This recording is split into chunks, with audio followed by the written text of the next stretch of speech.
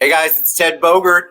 Welcome back to the TED Show. I am really, really excited to talk to this guest, not only because she's amazing, but because this topic, as you guys pointed out to me many times privately, is a really, really big one on people's minds. So, how we're going to talk about healing your relationship to money and how you can reclaim your power with the one and only Darcie Elizabeth. What's up, Darcie? How you doing?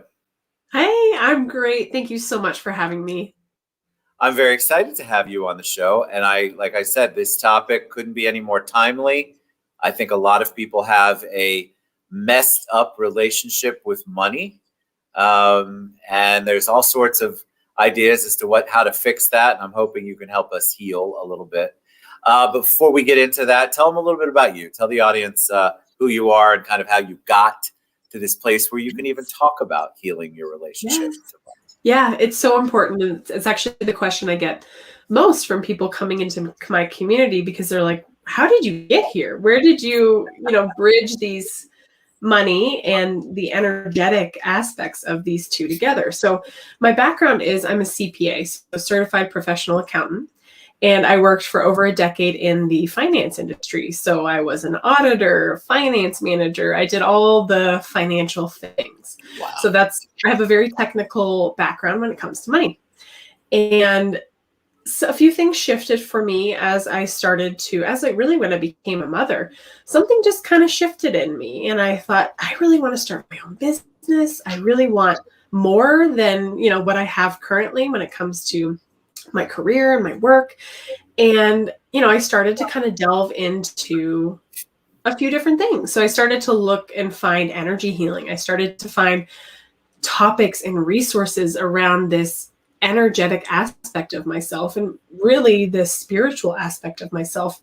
And as I started to dive in there, excuse me, I immediately wanted to dive in. And I had an epiphany one day as I'm struggling with my own relationship to money. So 7 years ago, my husband and I were frustrated because we kept thinking, okay, I want to start my own business. I want to quit my job. We want to go travel the world. We want to do all these things. And we're waiting for money to come first before we can do it. We're waiting for our debt balances to go down. We're waiting, for that money to, big inflow to come in so we can, take off running towards our dreams. And as I started gaining more of these kind of energetic spiritual tools, I started to think, okay, how can I apply these to my relationship to money? Because I had all the practical tools. CPA, I know what I'm doing when it comes to money. Yeah, if anybody had the tools, you had the tools. Yes, in multi-million dollar companies I'm managing, and I'm very, very good at what I do practically. And leaving feeling really frustrated that I couldn't figure it out for myself. I couldn't figure out how to, amass the amount of, money I thought I needed in order to quit my job and, travel the world and do all the things I wanted to do. And so as I began to find these tools, I started to learn about money mindset. I started to learn about, okay, maybe there are beliefs that we picked up in childhood that are causing me to react, causing me to take action, as an adult from what I learned when I was young. So I started to apply those to myself to figure out, okay, well, why can't I seem to create, a nest egg in savings? And why can't I seem to pay down my debt? Wow, is that on everybody's mind, right? Because I think people, it's funny when the commercials come on, I've had people I've been watching TV with, they're like, God, I can barely keep my checkbook balance, let alone have a nest egg or money for a rainy day, or listen to some of those professional money advisors who say, well, you should have 2 to 3 months salary, la, la, la. People get frustrated. So what they do is they just check out.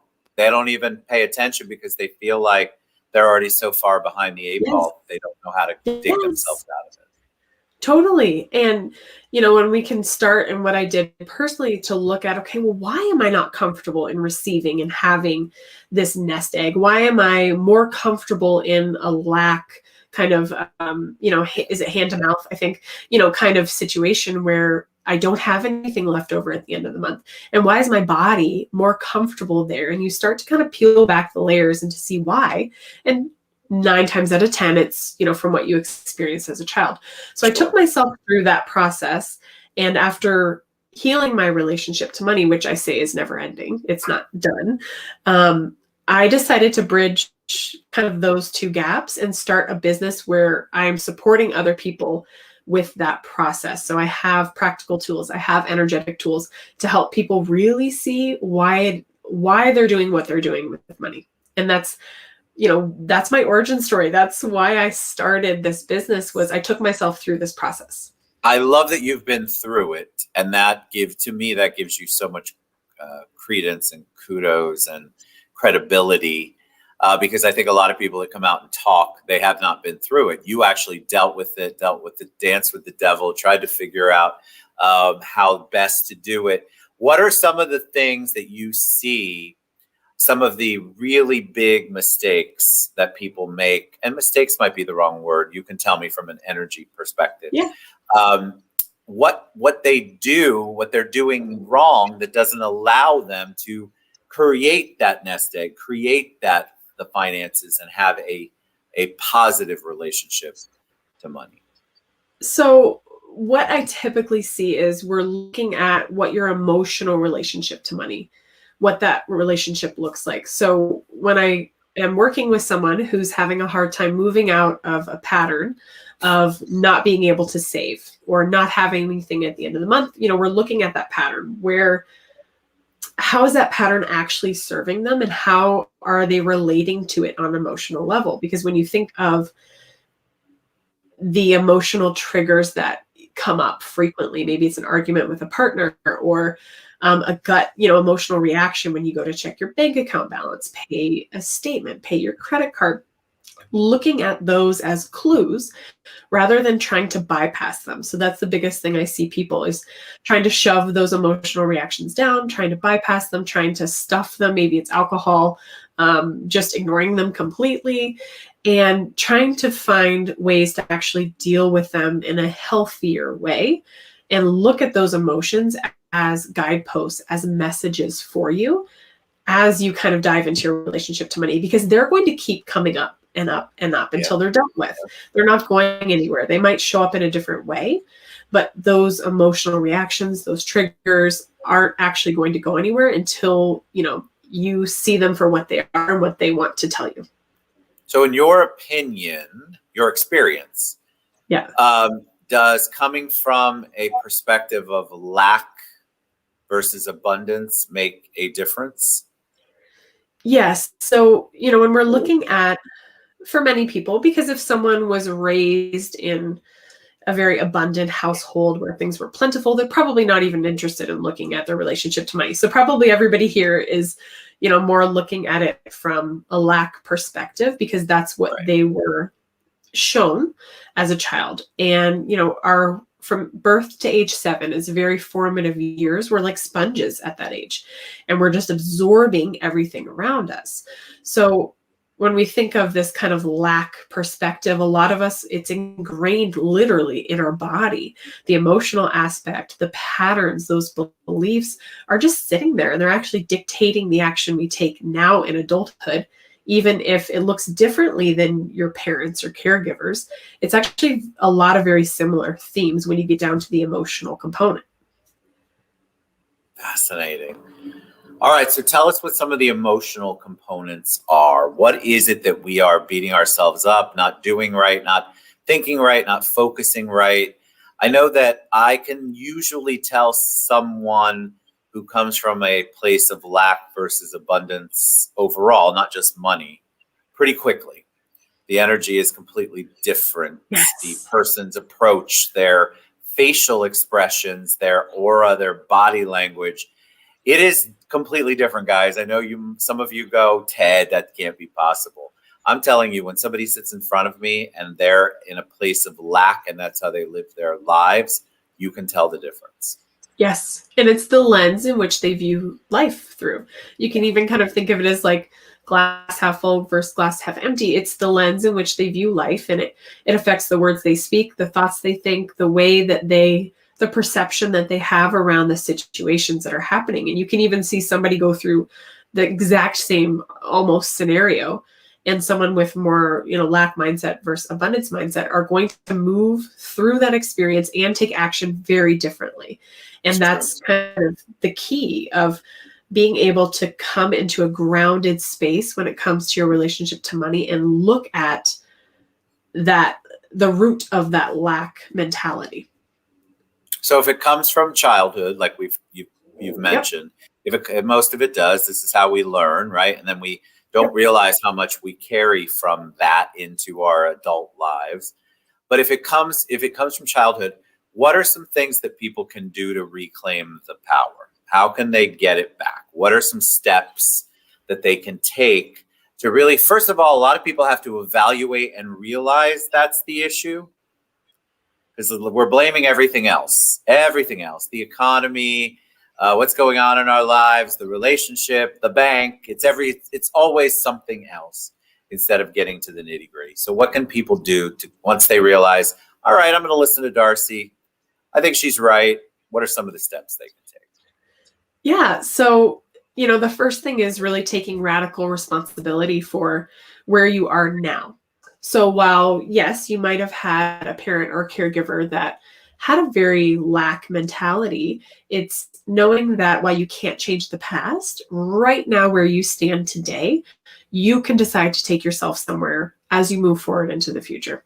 So while that seems small, that piece of radical responsibility, accepting where you are, that it isn't now in your hands if you decide to move forward, is huge. If you aren't taking full responsibility for that, there's actually no moving forward in a different direction. So once you take that radical responsibility, it's allowing yourself to open up to a new way forward with money. And that can start, for a lot of people, that's just starting with journaling, starting to think about, okay, how do my parents or caregivers, how did they react? When it comes to money, you could even look at how they react now. What kind of beliefs do they carry about money? Why do I believe what I believe, about money? Why do I believe that? Why do I believe, or, think in a certain way when it comes to wealth, when it comes to how I receive? So when we're looking at how these beliefs are affecting the very decisions you make that create the financial reality before you, they start to drive that inner journey, and the inner journey of looking at and starting to question and push back on the thoughts that come through. So for a lot of people, I recommend journaling, and then I recommend just paying attention. So what thoughts are you thinking when it comes to money? What words are you saying when, you get the bill in the mail? Are you like frustrated and cursing it? Or are you like, okay, cool, I have power in my house and I love that I'm able to, receive the money I need to pay for it? And just starting to shift yourself in really small ways can make a huge difference in how you approach money. And of course, it's more of the surface level. You can go so much deeper, but if you're just starting out, just journaling and paying attention to what you're saying and what you're thinking are huge indicators to what the beliefs are underneath the surface. I have had a conversation recently with someone that I know incredibly well. And I finally said to them, why is it always that you are waiting for the money to dry up? Because people actually live like that. Yes. They believe it's either the paycheck to paycheck scenario, or they believe that if they don't do a certain thing, the money will dry up, or if they get the bonus, they're not happy with it. So they don't understand the power of those words putting out there if they're unhappy. And so I have found that people really don't know how to identify that that's how they are, because like you said, from childhood, this has been a learned behavior, a learned reaction to money. And so for people to say out loud in their minds, they think, well, if I say it's not enough, more will come. And that's really the opposite of the way things work, right? Yes. And, it's about being able to step outside of yourself, like you said, and move into a state of fluidity regarding what you hold to be true about money.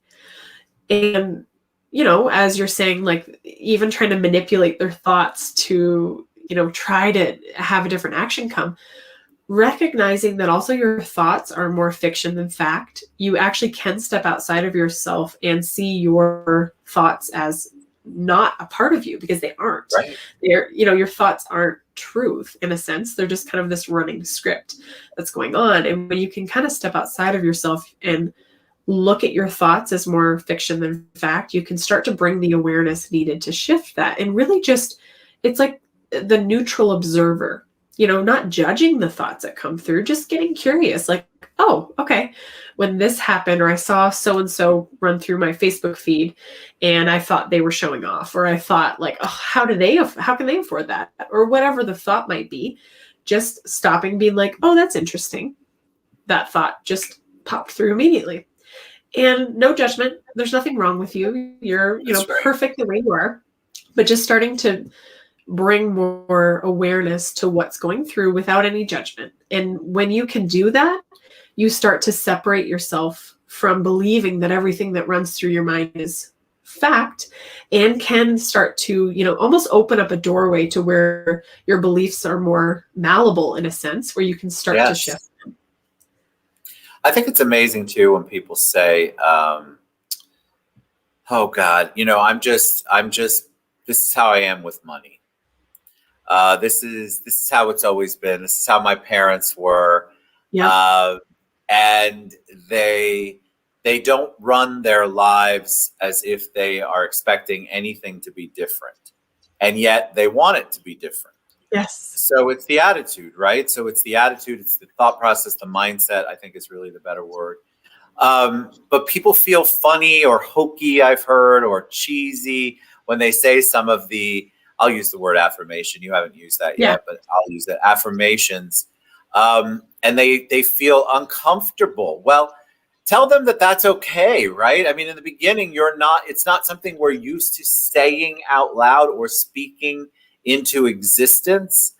We're used to accepting and talking negative, not positive. Yes. And that's a great point. I love that you shared that. So when you're starting to talk differently, when you're starting to think differently, of course it's uncomfortable, because you've always been in your comfort zone when it comes to money. Yeah. So when you think of, change and growth are outside of your comfort zone. So when you're looking at your relationship to money, you kind of want to get a little uncomfortable. You want things to feel a little different, because where you are now, that comfort level is keeping you in the same patterns. You're going to keep seeing the same patterns, and not that they're wrong, but if you want to experience something else, you have to change something, whether that's, your actions, but also in line with that, your thoughts, your beliefs, and allowing those to be aligned together, because otherwise you're going to just keep seeing the same things over and over and over again. So yes, it is uncomfortable as you start to move through this work. And it's especially uncomfortable as you start to dive in through the emotional aspects, but there's so much more on the other side. And there's so much, such a different experience that you can have as you move through that. And it's allowing that to be bigger than the temporary discomfort. So true. All right. So before we head out, people asked about energy healing. Energy, you mentioned it, but of course people do their due diligence and they looked you up when I tagged you. Tell us a little bit about what that is. I was blessed enough to experience that. We had a great session. I don't remember when that was, right? Almost been a year while. ago. Yes. And it's amazing. Like during the really height of the pandemic. Yes. Tell us what energy healing, energy work actually means. Yeah. So when we're looking at, especially when we're looking at energy work in relation to your relationship to money, it's looking at these subconscious aspects of your relationship to money. So we can see, hopefully we can all see that we're more than just bodies, whether it's a soul or spirit, there's more to us than our physicality. And we're looking at that aspect of it. We're looking at how our body holds our emotions, how our body is holding experiences, even when you think of trauma on the body, and how we can see, science can back up that trauma affects our DNA, and that emotional aspect actually shifts our bodies and affects generations from the person who started with the trauma, they can see that the DNA is still altered, multiple generations down. So when we're looking at that, when we're talking about energy, we're actually working with the body to see what it's holding on to. We're giving it permission to shift and change. And of course, it takes an open mind. If this isn't a mainstream concept, so this isn't something that we hear about often, but when you start to experience it, you start to feel the change that it can have. There's no one that's not a believer once you can experience what this work does, whether it's through meditation, whether it's through something like Reiki, or there's all kinds of energy healing modalities. You can start to feel the shift in your body. And, I do that through money. So I'm using kind of those tools and helping people actually shift their body when it comes to their relationship to money on this very unseen level. So it takes, faith. Faith is the best way to describe it. Amen to that. All right. How do people reach you? They want to learn more. They want to learn about how they can heal their relationship to money. What's the best way for them to reach out to you? Yes. So today I'm actually launching my book, an e-course, More Money, More Power, ? I have it right here. And let's put you front and center. Hold on. Put that back up. There we Look go. at that. This bad boy is released today. So that's exciting. I'm so excited. So it is a guide to help you look at your relationship to money and begin to shift it. So obviously there's lots of information in the book itself, but there's an e-course, a free e-course attached with it that it has guided meditations. So it actually takes you through the energy work. You can go through yourself. It's a self-paced course to take the information in the book and help you put it into action so that you are starting the book and ending the book in a completely different fashion when it comes to you and your relationship to money. So cool. All right. DarcieElizabeth.com, right? Yep. So if you go there, yep, there'll be a banner at the top and you can click there and grab the book if you're interested. You're awesome. Come back anytime. I'd love to do some more energy work. That was fun when I just think it's so important for people to embrace this. And I feel like 2020 helped people with the shift, realizing that things weren't always going to be like they thought they were. So they needed to figure out other ways to accomplish what they wanted. And energy work is definitely one of them. You're a joy. Thank you, Darcie, for being on the show. Thank you so much. Good. Thank you. All right. Go reach out to her. Karen Glenn says she's so excited to get her copy. Yay. I don't know if you know that. Awesome. All right, guys. Thank you so much. We'll see you soon. Reach out to Darcie, DarcieElizabeth.